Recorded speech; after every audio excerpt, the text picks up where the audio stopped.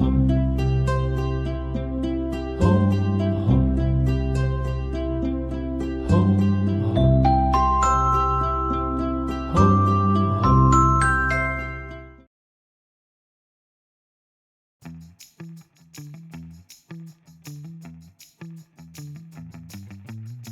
was walking through work yesterday. I had my matcha in one hand and my phone in the other, and I was pretending like I wasn't refreshing my notifications for the sixth time.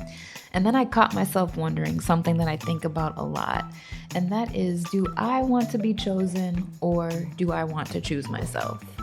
And that's when it hit me. If you've ever waited for that text, stayed a little longer than you should have, or toned yourself down to make others feel comfortable, or quietly hoped someone would finally see your worth without you having to tell them, this conversation is for you. Because today, we're not here to shame that wanting. We're here to understand it, to gently untangle why being chosen can feel like oxygen, and why choosing yourself might be the bravest, sexiest, and most terrifying thing you'll ever do. If you stay with me a little while longer, you're gonna walk away with clarity about your patterns, compassion for your past choices, and a softer but stronger relationship with yourself. So settle in, let's talk about love, validation, self-trust, and that quiet moment when you realize the life you're waiting to be invited to might already be yours. Somewhere along the way, many of us learn that being chosen is the prize. Chosen by the partner, chosen by the job, chosen by the friend group, the room, the opportunity. There's something intoxicating about it, right? The moment when someone looks at you and says, "You're it." And listen, I get it. Being chosen feels good. But here's the quiet twist that no one mentions. Being chosen can feel incredible, but it can also cost you yourself. Because sometimes, without realizing it, we start auditioning and forget that we are already the main character. We become agreeable, low maintenance, self-abandoning. We learn how to read the room before we read our own needs. We wait for someone else's certainty to validate our hesitation. And we tell ourselves this is patience, when really it's fear dressed in a very chic outfit. Choosing yourself doesn't usually come with applause. There's no grand reveal, no rom-com soundtrack. There's no one sliding into your DMs saying, "Hey, I love your boundaries." Choosing yourself often looks painfully unglamorous. It looks like walking away from potential. It looks like saying no without a dramatic reason. It looks like trusting your discomfort before you even have proof.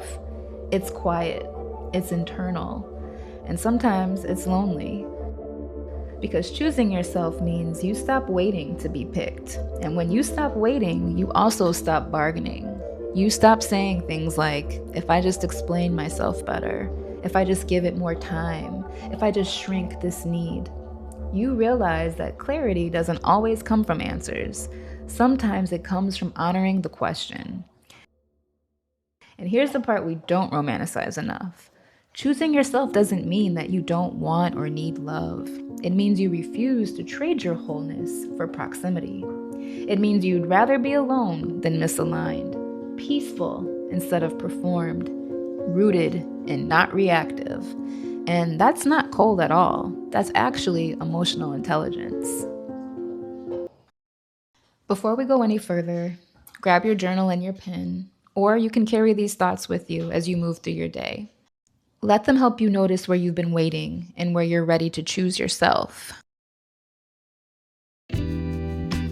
When was a time I chose myself, even when it was uncomfortable? And how did that decision shape who I am today? What parts of myself do I tend to soften, shrink, or silence in order to be chosen? And what would it look like to let them take up space?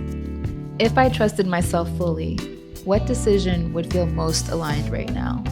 And this is probably my favorite question.